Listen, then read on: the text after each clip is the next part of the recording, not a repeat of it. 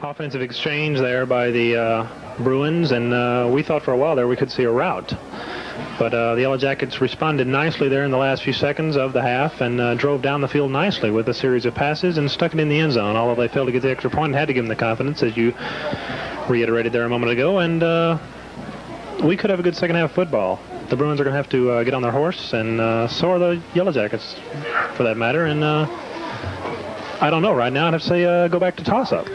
Well, to say the least, the Yellow Jackets have their work cut out for them, but I believe they're capable. They're capable of scoring. They've got a good, strong-armed senior leader in Dave Dinger.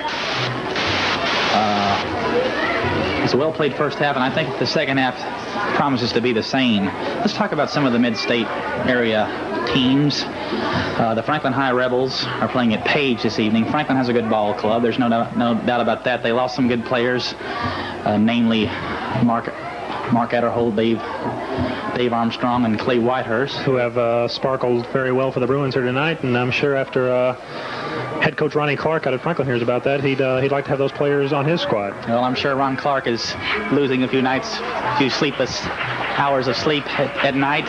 But Ron Clark has some good ball players. He has a stable of talent left. He has Bobby Brannon at quarterback. Brannon's a fine athlete.